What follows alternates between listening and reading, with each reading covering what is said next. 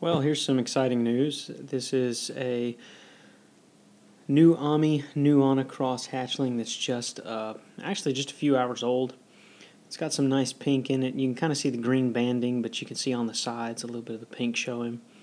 There's the egg it came out of. If you're not familiar with reptilian eggs, or well, I guess particularly saurians or lizard eggs, they tend to be quite malleable and soft, and so you can see here in my fingers it's kind of just flexible.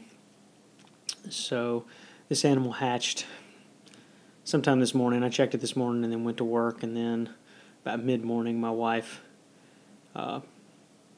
noticed that it hatched. Now this that I'm opening now is a container that I'm going to be transferring it to, and this is kind of a good hatchling setup for any Rhacodactylus, but this will be really good for a lychee. So I'm going to remove it with my fingers. It'd probably be best to actually have the animal climb out of the incubation cup on its own, but I had another egg in there, and I was trying to record this with one hand.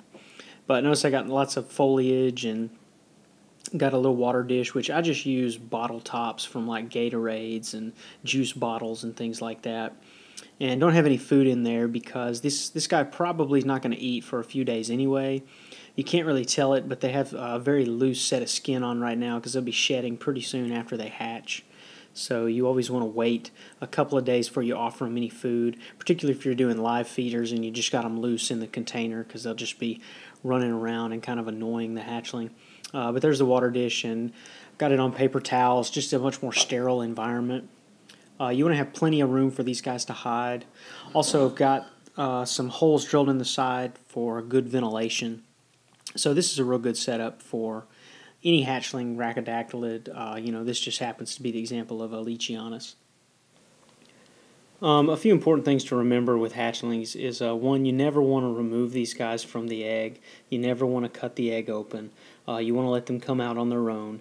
A lot of times while they're inside the egg, they're still absorbing some of the yolk. Sometimes they can do that for up to 24 hours. So it's best to let them come out by themselves.